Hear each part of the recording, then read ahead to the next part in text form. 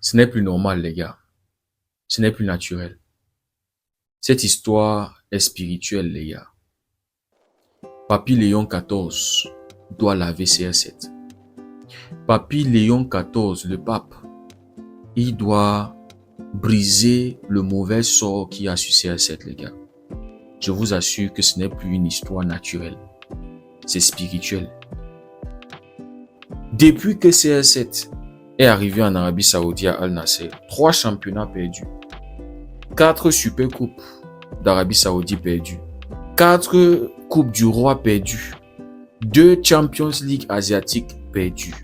Ce soir, ils étaient en finale de l'équivalent de l'Europa League là-bas en Asie, les gars.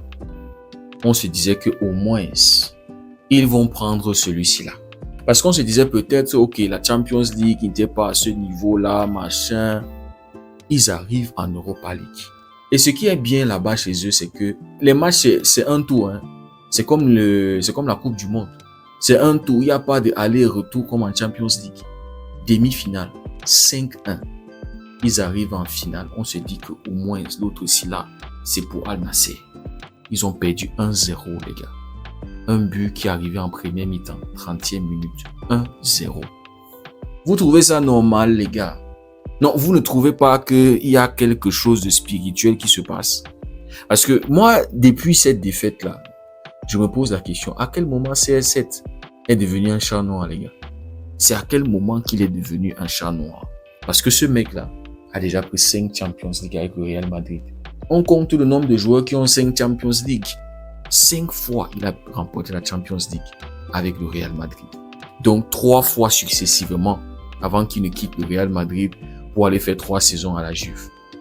Non, les gars, c'est pas comme si CR7 n'avait pas été champion d'Europe. Parce s'il n'avait rien pris avec le Real, comme Mbappé par exemple avec le PSG, on peut comprendre. Mbappé, lui, n'a rien pris avec le PSG comme Champions League. Donc, qu'il ne prenne pas une Champions League au Real Madrid aujourd'hui, c'est pas surprenant parce que, voilà. Mais CR7 l'a déjà fait. Depuis qu'il est arrivé en Arabie Saoudite, les gars, c'est les pleurs sur pleurs, sur pleurs, sur pleurs, sur pleurs, sur pleurs. On est fatigué des larmes de CR7, les gars. On est fatigué de voir ces larmes. Je suis sûr que si on collectionnait les larmes de CR7, on serait peut-être déjà à 20 litres de larmes, les gars. Parce que ça pleure énormément depuis qu'il est là-bas. Donc je me posais la question, à quel moment ce mec-là est devenu un chat noir?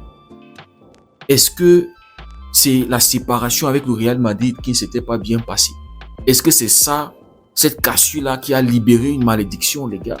Vous voyez, un peu comme dans en fait, des films d'aventure là où il y a souvent des trucs là qu'il ne faut pas casser parce que si tu le casses, il y a souvent un truc qui va sortir là et qui va envoûter, qui va libérer un mauvais esprit. Des films d'horreur où je me dis que peut-être c'est la séparation avec le Real parce qu'il voulait une augmentation de salaire et Papy Florentino Pérez lui a dit non frère, si tu ne veux pas. Il n'était pas parti dans les bonnes conditions, hein. C'était pas joyeux, c'était pas joyeux, c'était pas, voilà, il n'était pas content, il s'est barré à la Juve. Est-ce que c'est ça qui a libéré l'esprit de chat noir et qui est maintenant sur CR7? 3 saisons à la Juve. La Juve le signe pourquoi? Pour être la série sur le gâteau. Monsieur Champions League, monsieur buteur, monsieur clutch, monsieur l'homme des grands matchs, l'homme des grands soirs, l'homme des... Il était encore à ce moment-là à son prime, les gars. Il n'accomplit pas sa mission avec la Juve. Parce que la Juve prenait déjà les Scudetto, non? La Juve, c'est eux qui dominaient l'Italie à cette époque-là. Donc CR7 était arrivé avec une mission claire, Champions. Il n'a pas pu l'accomplir, les gars. Et il part aussi de la Juve. Ça ne s'entendait plus, ça ne passait plus bien avec la Juve. Donc, d'une mauvaise relation, une relation brisée avec le Real Madrid, relation qui ne s'est pas bien terminée. Je me dis aussi que voilà, c'est le fait que le Real ne l'avait pas béni en partant. Ouais, il n'a pas reçu la bénédiction des supporters. C'est parti sur une mauvaise note. La même chose avec la Juve. Il ne termine pas la saison avec la Juve. Une partie de saison. Et je crois que c'était lors du mercato d'été qu'il débarque à United. Le gars est arrivé à United. Sa poisse a fait United chuter. Sa poisse a coulé le club. Le club qui compétissait chaque saison pour le titre, terminé deuxième, troisième, machin. CR7 avait débarqué là-bas. Il claquait toujours ses buts. Hein. Et vous savez, c'est ça le truc avec le tonton là. C'est qu'il va toujours marquer ses buts. Mais des buts qui ne vont servir à rien dans les matchs importants, il n'est pas là. Ce soir, il était titulaire. Il a joué tout le match. Il y avait même eu 6 minutes de temps additionnel. Donc, il a joué 90 minutes plus 6 minutes. Je ne sais pas combien. Je n'ai pas vu le match. Je ne sais pas combien de minutes il y avait en premier temps. Mais il a tout joué pour être le plus nul de tous ses coéquipiers qui ont joué ce match. C'est-à-dire, même ceux qui sont rentrés en jeu ont fait un meilleur match que lui. 0 tir cadré. Même pas un tir cadré, les gars. Même pas un tir. D'ailleurs, on ne demande même pas que... Non, il doit marquer parce que c'est pour ça qu'on te paye 200 millions. C'est pour ça qu'on t'a signé à Al Nassr. Pour bonifier le collectif. Pour porter le collectif à des nouvelles hauteurs. Le plus nul ce soir, les gars. Même pas un tir cadré. Donc, il avait débarqué à United. Coulé United. Les choses ne se passaient plus bien à United. Les joueurs qui avaient perdu leur niveau. L'équipe qui ne tournait plus bien. Et on se rappelle que 2022, fin 2022, à l'interview avec son ami Piers Morgan, il avait chié sur United. Il avait fracassé, détruit United, insulté, au point où il ne pouvait plus remettre les pieds à United. Les supporters ne voulaient même plus le voir là-bas. Et ses fanboys nous promettaient une Coupe du Monde XXL. Au point où les autres clubs en Europe allaient venir l'embrasser les pieds, poser le chèque blanc. CR7, si tu veux même qu'on te vende, on te donne tout le club pour que tu viennes jouer. Oui, c'est ça, les fanboys nous promettaient. Et lui-même, il avait dit à Piers Morgan qu'il se sent encore bien pour jouer encore au moins 3 saisons en Europe. Et il avait démenti des rumeurs lui liant en Arabie Saoudite parce que ces rumeurs-là étaient déjà sorties juste avant la Coupe du Monde. Mais les gars, comme Dieu s'est humilié, les gars qui... Coupe du Monde catastrophique. Déception mondiale, c'est-à-dire la honte, il débarque en Arabie Saoudite. Et depuis qu'il est en Arabie Saoudite, c'est les larmes qui coulent, les gars. Qu'est-ce qu'on n'a pas fait pour que Cristiano Ronaldo puisse donner un titre majeur à Al Nassr? Qu'est-ce qu'ils n'ont pas fait, les gars? Le seul trophée même qu'on dit qu'il a remporté, c'est un match amical là où on donne une coupe là qui ressemble à la Coupe du Monde. On avait vu CR7 porter ça comme ça, là, comme s'il était champion du monde. C'est le seul truc. C'est-à-dire même l'équipe P d'Al Nassr te gagne ça. Donc, qu'est-ce que ce club n'a pas fait? Qu'est-ce que le prince d'Arabie Saoudite, en fait, tous ces riches, les riches là qui ont ces 4 clubs-là, avec Al Nassr inclus, qu'est-ce qu'ils n'ont pas fait pour Al Nassr, pour Cristiano Ronaldo, pour qu'ils puissent leur donner au moins quelque chose? Parce que voici 3 saisons pleines de Cristiano Ronaldo et les amis, c'est en train de tourner à un échec monumental. C'est vrai que Cristiano a ouvert le championnat, c'est vrai que Cristiano a fait en sorte que beaucoup de personnes découvrent et tout. Mais les gars, quand les gars là investissent comme ça, là, c'est pour qu'il y ait au moins des trophées, non? C'est pour que le club soit le plus grand club d'Arabie Saoudite avec des trophées majeurs. Mais c'est pas le cas, les gars. Les tontons là ont investi, chasser les coachs, chasser les joueurs. Qu'est-ce qu'ils n'ont pas fait pour que Cristiano Ronaldo puisse leur donner au moins un titre, mettre la joie dans leur cœur, que non, notre argent c'est là qu'on dépense chaque jour, le salaire qu'ils mangent, sa famille qui est relax, au calme, c'est-à-dire on les a mis au maxi soin, des jets privés par-ci par-là, les gars se déplacent comme ils veulent.